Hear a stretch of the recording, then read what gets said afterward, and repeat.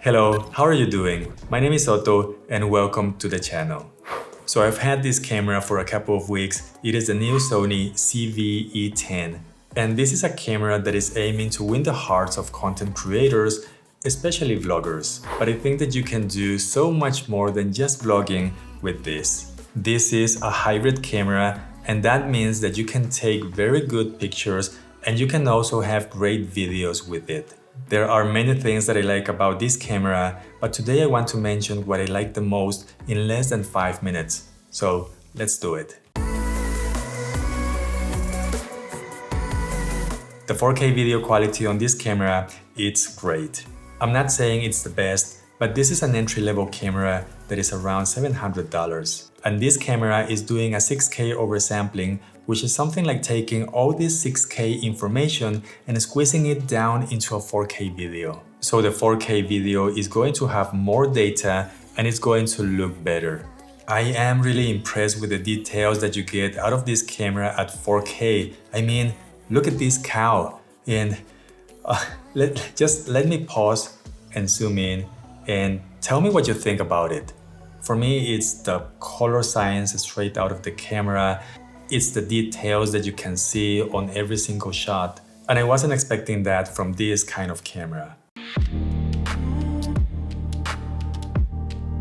The Sony ZV-E10 has face and eye autofocus, and Sony has one of the best autofocus that the market has to offer. Eye autofocus is very sticky and works really well. It also works for animals. And in general, the autofocus is going to work for videos and for pictures. You can buy this camera with a kit lens, which is not a great lens, but it's a very good starting point. The great thing about this camera is that the lenses are interchangeable, which means that you can use different lenses on this camera, and choosing one lens or the other is going to depend on what you want to achieve with the camera. Some of these lenses are very expensive, but I would have to say that there are many different options for this kind of camera for almost every budget. There are 3 specific features that I really like about this camera. One is the fully articulating display. This is not a big deal if you look at other camera companies like Canon, where they've had this for quite some time. But for Sony, it is kind of new. Using a camera like this one that I'm using right now, the Sony a7 III, for YouTube videos like this one, or for top-down shots where I have to place the camera like this, is not so convenient. In my case, I need to use an external monitor just like this, and I have to deal with the cable, charging the battery, and this is something that I would rather not to use.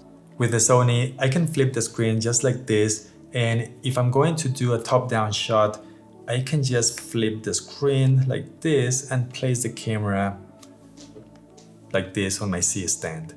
The next special feature is the product showcase, which is excellent for any kind of videos where you want to talk about a product. With most cameras, if I want to show a product, this is what's going to happen. My face is still going to be on focus, and this item is not going to be on focus. And the only way to make the camera focus on this item is to put it in front of my face like this. On the new Sony camera, with product showcase on, the camera is going to switch the focus to the product without having to cover your face and then back to you when you're not showing the product. This works perfectly, and it also does the focusing really fast.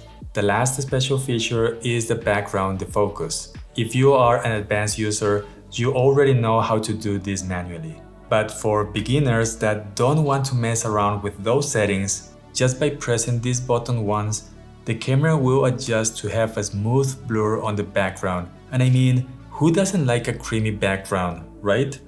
It does have some disadvantages doing it this way, but I think that for many users, the benefit is going to be greater.